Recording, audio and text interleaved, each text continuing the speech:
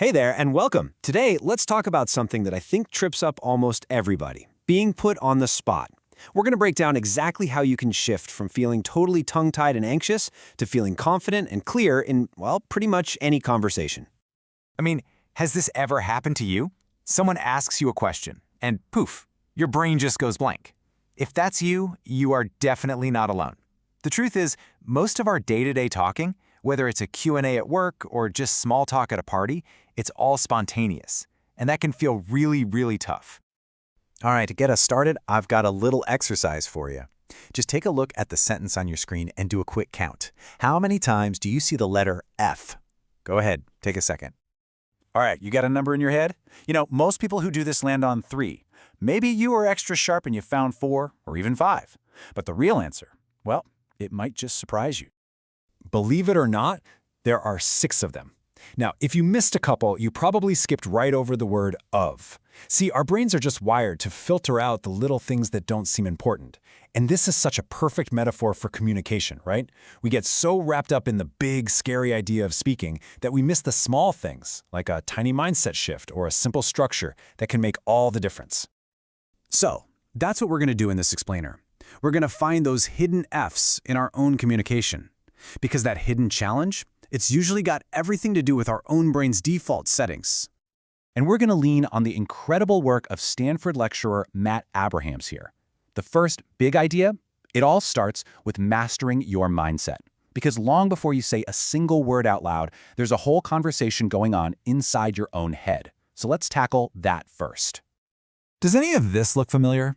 You know, that heart thumping in your chest, the sweaty palms, the racing thoughts. If it does, you're in good company. Something like 85% of people feel this way. It's a totally normal human reaction. And here's the reason why. What's happening is classic fight or flight. Your body literally thinks that a tough question at work is a saber-toothed tiger. It floods you with adrenaline to get you ready to either fight it or run for your life. This isn't you failing, it's just your biology doing its thing.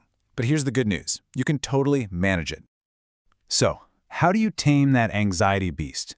Here are 3 super practical tricks you can use right in the moment. First up, your breath.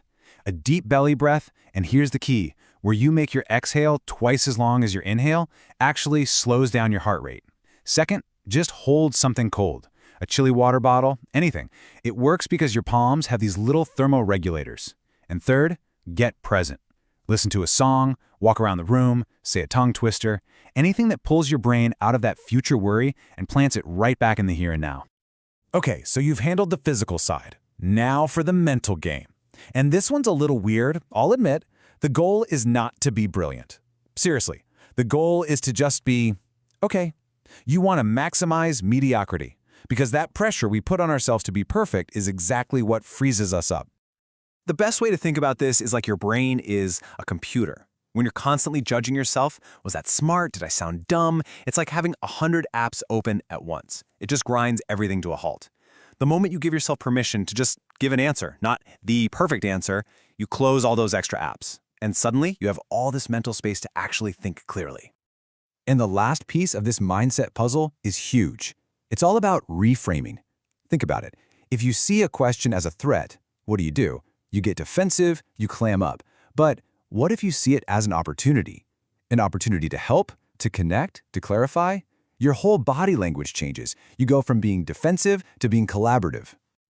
All right, so we've got our heads in the right space. We're feeling calm, we're open. But now the big question, what do we actually say? This is where we get into the nuts and bolts of crafting a great message on the fly. There's this fantastic saying that I just love. When someone asks you for the time, they don't want a history lesson on Swiss watchmaking. They just want to know the time. The reason we ramble is that we're often trying to figure out our point while we're talking. The secret to stopping that, it's all about structure. Structure is your absolute best friend when you're put on the spot.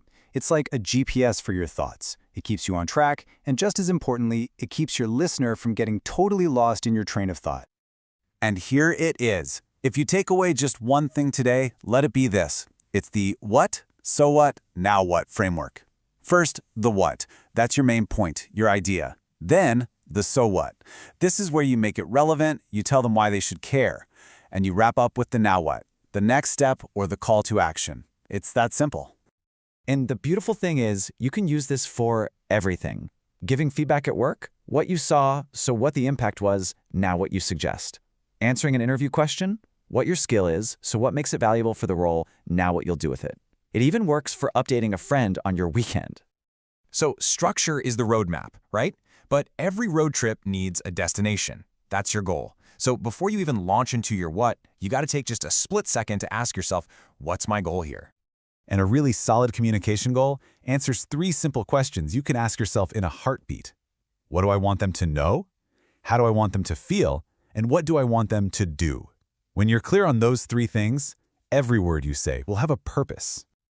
Okay, so we've got the mindset tools and the message structure. But I want to be really clear about something. This isn't about memorizing a bunch of tricks. Being a great spontaneous speaker isn't some talent you're born with. It's a skill you build over time. And the way you build it is with a simple 3-part practice loop. First, repetition. You have to practice this stuff in low-stakes situations, like ordering coffee or chatting with a friend. Second, reflection. Take a minute after a conversation to think, what went well, what would I do differently, and finally, feedback. Ask people you trust for their honest opinion. That is how this goes from a theory to an instinct.